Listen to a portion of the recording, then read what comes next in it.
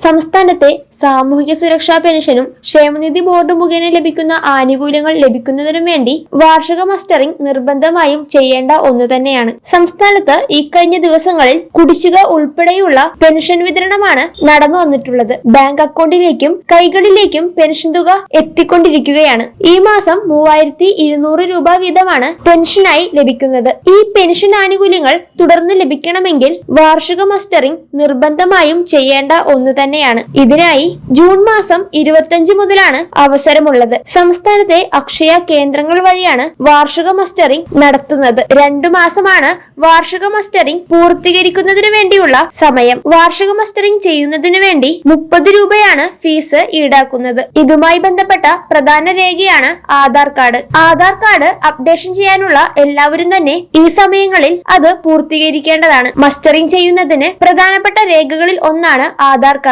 അതുകൊണ്ട് തന്നെ ആധാറിൽ എന്തെങ്കിലും തെറ്റുകൾ ഉണ്ടെങ്കിലോ അപ്ഡേറ്റ് ചെയ്യാനുണ്ടെങ്കിലോ ഈ സമയങ്ങളിൽ അത് പൂർത്തീകരിക്കേണ്ടതാണ്. കൂടാതെ വീടുകളിൽ കിടപ്പ് രോഗികൾ ഉണ്ടെങ്കിൽ അത് വാർഡ് മെമ്പറിനെയോ അക്ഷയ കേന്ദ്രങ്ങളെയോ അറിയിക്കേണ്ടതാണ്. മസ്റ്ററിംഗ് നടക്കുന്ന സമയത്ത് കിടപ്പ് രോഗികൾ ഉണ്ടെങ്കിൽ വീടുകളിൽ വന്ന് മസ്റ്ററിംഗ് ചെയ്യുന്നതുമായിരിക്കും. മെയ് മാസം ഒരു മാസത്തെ പെൻഷൻ കുടിശ്ശിക ഉൾപ്പെടെ 3200 രൂപ വീതമാണ് വിതരണം ചെയ്തത്. ഇനി 2 കുടിശ്ശിക കൂടിയാണ് ഉപഭോക്താക്കൾക്ക് നൽകാനുള്ളത്. ഇതിന്റെ വിതരണം അടുത്തു തന്നെ ഉണ്ടാകുമെന്നാണ് അറിയിപ്പുകൾ. ഓണത്തിനു മുമ്പായി ബാക്കിയുള്ള 2 കുടിശ്ശിക കൂടി വിതരണം ചെയ്യാനാണ് സാധ്യതകൾ. എല്ലാ മാസവും കൃത്യമായി തന്നെയാണ് പെൻഷൻ വിതരണം നടന്നു പോകുന്നത്. തദ്ദേശ തെരഞ്ഞെടുപ്പ് വരാൻ പോകുന്നതിനാൽ അതിനു മുമ്പായി തന്നെ 2 കുടിശ്ശിക കൂടി വിതരണം ചെയ്യാനാണ് സാധ്യതകൾ.